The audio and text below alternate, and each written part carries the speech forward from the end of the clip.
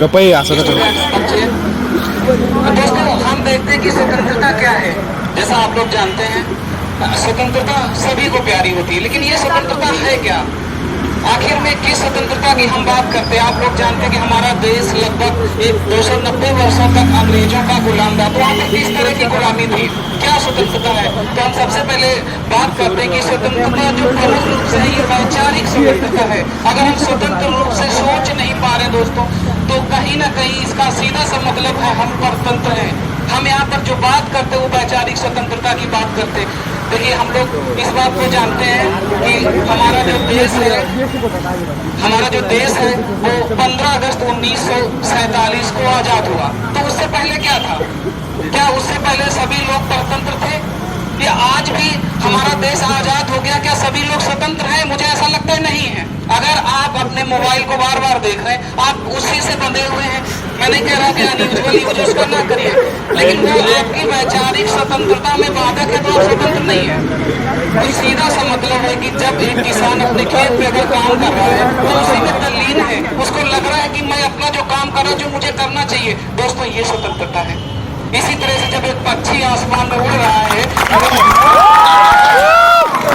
किसी भी तरह की चीज उसको बाधित नहीं करे, दोस्तों ये स्वतंत्रता है.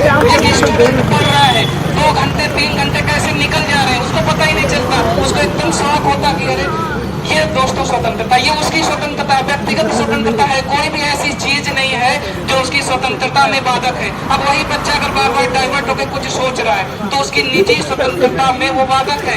और ना सिर्फ ये उसके लिए बल्कि उसके फ्यूचर के लिए ये नुकसानदायक है, क्योंकि वो स्वतंत्र रूप से एक स्टूडेंट नहीं रह गया. इसी तरह से जब एक टीचर अगर पढ़ा रहा है तो देखिए कभी वो तल्लीन हो जाता, उसको समय का पता ही नहीं चलता, 1.5 घंटा निकल गया, क्योंकि वहां पर वो स्वतंत्र होकर के अपना काम कर रहा था. दोस्तों, हम ये कह सकते हैं कि हमने इसी पराधीनता के जीवन को लगभग 290 वर्षों तक जिया. 15 अगस्त 1947 को हमारा देश आजाद हुआ. उसके बाद 26 जनवरी सन 1950 को हमने अपने लिए एक संविधान का निर्माण किया. या हम यूँ कहें कि हमने अपने लिए एक नियम बनाया कि हम एक स्वतंत्र देश में जिएंगे. दोस्तों, 26 जनवरी 1950 को हमारा संविधान बनके तैयार हुआ, जिसमें 2 वर्ष 11 माह 18 दिन लगे. और आज मुझे एक चीज आपसे कहनी है कि हम अपने संविधान की ताकत को नहीं समझते, क्योंकि आज स्वतंत्रता दिवस नहीं है, आज गणतंत्र दिवस है. हमने अपने लिए गणतंत्र का निर्माण किया है. और कहीं ना कहीं देश के हर एक नागरिक को ये समझना चाहिए कि आखिर में गणतंत्र क्या है.